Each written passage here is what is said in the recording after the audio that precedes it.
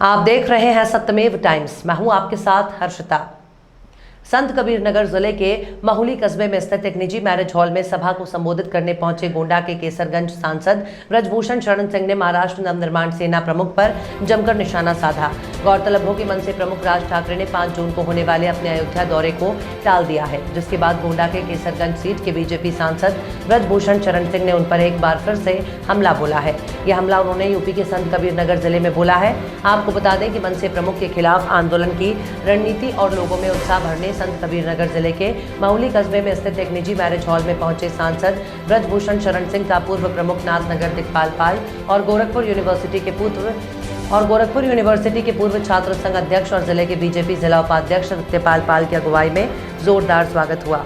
यहां पर मनसे प्रमुख राज ठाकरे पर निशाना साधते हुए सांसद ब्रजभूषण शरण सिंह ने कहा कि जब तक राज ठाकरे उत्तर भारतीयों से माफी नहीं मांग लेते तब तक उन्हें अयोध्या यूपी क्या उनको उत्तर भारत के किसी कोने में आने नहीं दिया जाएगा। ब्रजभूषण शरण सिंह ने कहा कि राज ठाकरे के पास एक ऐसा अवसर था जब वो हमारे संतों से पीएम मोदी और सीएम योगी से माफी मांग लेते तो उत्तर भारतीयों का गुस्सा शांत हो जाता, लेकिन अब वो ये मौका गवा चुके हैं। माफी ना मांगकर राज ठाकरे ने गांव को फिर से ताज़ा कर दिया है, इसलिए मैंने तय किया है कि मेरा कोई भी कार्यक्रम स्थगित नहीं होगा। अभी पूरे उत्तर प्रदेश का दौरा बाकी है, फिर बिहार और झारखंड का दौरा बाकी है। 5 छोटी यात्राएं हैं। उन्होंने कहा कि 5 जून को बड़े ही भव्य तरीके से सीएम योगी का जन्मदिन वैदिक रीति रिवाज से मनाया जाएगा, जिससे 5 लाख लोग शामिल होंगे। उन्होंने कहा कि एक आंदोलन है जो सत्ता के लिए नहीं और ना ही सत्ता बदलने के लिए है। यह आंदोलन स्वाभिमान के लिए है। देश की जनता ने जब इंदिरा गांधी की तानाशाही नहीं सही, अब क्या राज ठाकरे की तानाशाही स्वीकारेगी। उन्होंने कहा कि मुंबई देश की आर्थिक राजधानी है। मुंबई को मुंबई बनाने में उत्तर भारतीयों का 80% योगदान रहा, मगर आज जिस तरह से उत्तर भारतीयों के साथ मुंबई में व्यवहार हो रहा है उसके लिए ही इस आंदोलन की जरूरत पड़ी है।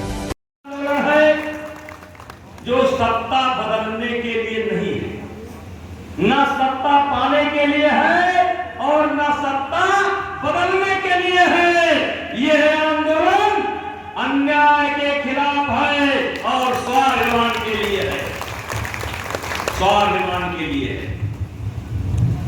जिस समय आजादी की लड़ाई लड़ी जा रही थी उस समय हिंदू मुसलमान एक साथ आजादी की लड़ाई लड़ रहा था। मेरे भाइयों, आजादी के बाद सन 1975 में इंदिरा जी ने इस देश पर इमरजेंसी लगाई थी। सारे नेता बंद हो गए थे। ब्लॉक स्तर का भी कोई नेता जो कांग्रेस जिंदाबाद नहीं कहता था वो सब जेल में थे। देश के सारे छात्र नेता जो कांग्रेस जिंदाबाद नहीं कहता था वो सब जेल में थे। तब छोटे छोटे बच्चे नारा लगाते थे कि इंदिरा तेरी तानाशाही नहीं चलेगी, नहीं चलेगी। इंदिरा तेरी तानाशाही नहीं चलेगी, नहीं चलेगी।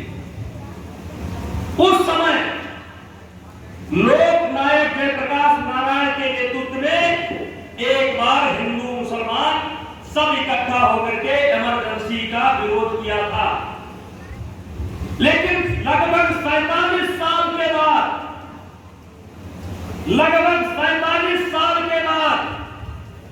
एक ऐसा आंदोलन हो रहा है जिसमें हिंदू भी बढ़ करके हिस्सा ले रहा है और मुसलमान भी बढ़ चढ़ करके हिस्सा ले रहा है।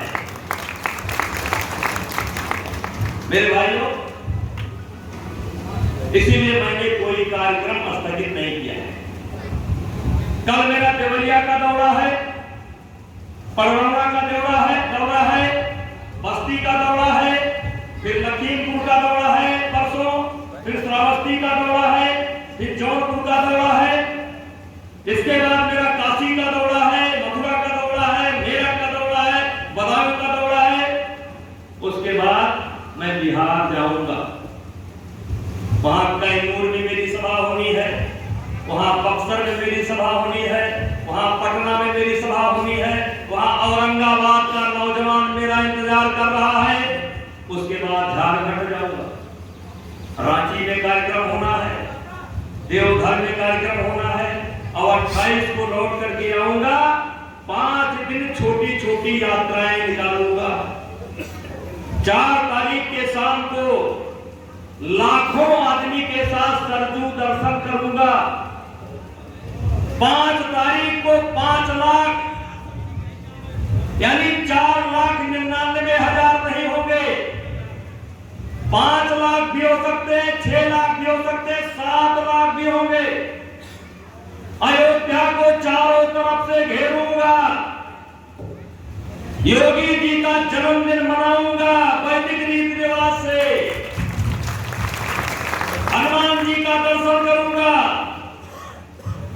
राम जी का दर्शन करूंगा और हनुमान जी से मांगूंगा कि राज ठाकरे को सद्बुद्धि दे दो, उत्तर भारतीयों से माफी मांग ले।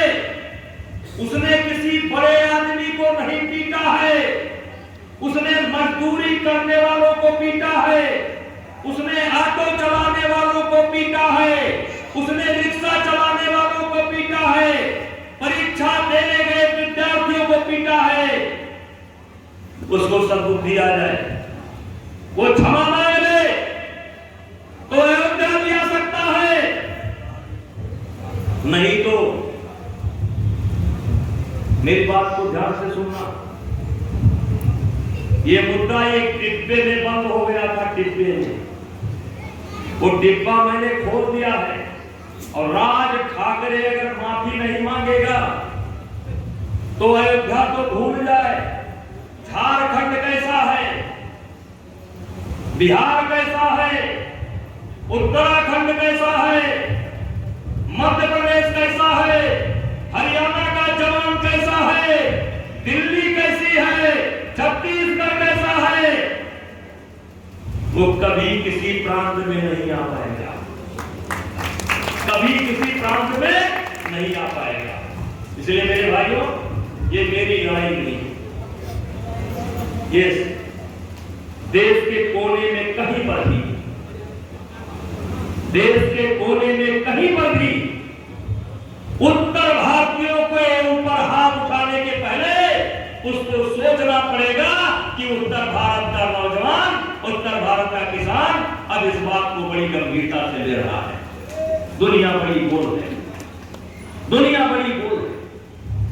आज देश के एक कोने से दूसरे कोने तक आप मात्र 2.5 घंटे में पहुंच सकते हो। पहले दुनिया बहुत बड़ी थी, आज दुनिया बहुत छोटी है। आज कोई प्रांत ये नहीं कर सकता है भाषा के आधार पर, मजहब के आधार पर, जात के आधार पर कि आप नहीं आ सकते। मेरे भाइयों, ये उत्तर भारत है। भगवान कृष्ण का जन्म कहां हुआ? कहां हुआ? मथुरा में। काशी किसके नाम से जानी जाती है? शिव।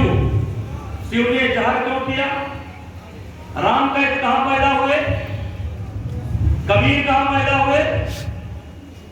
भगवान परशुराम कहां पैदा हुए? बाबा गोरखनाथ कहां पैदा हुए?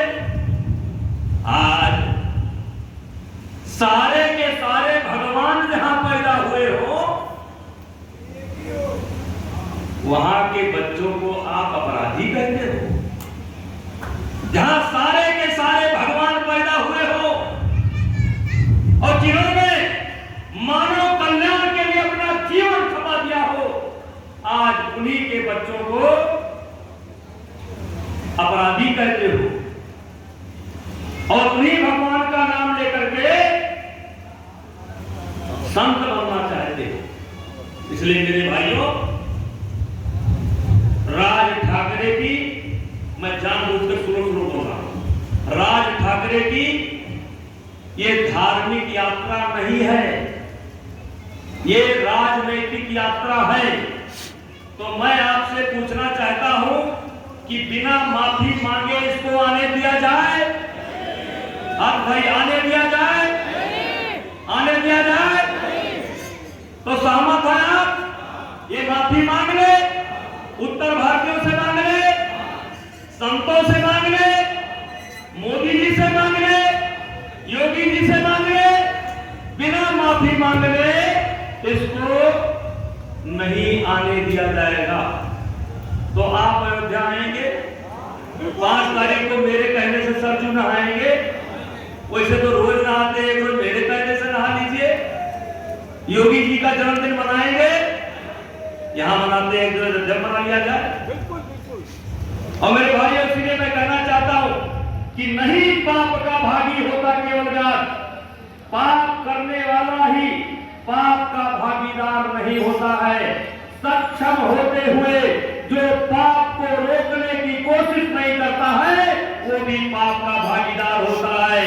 हम सक्षम हैं, जब तक वो माफी नहीं मांगेगा तब तक उत्तर प्रदेश की धरती पर उसको कदम नहीं रखने दिया जाएगा।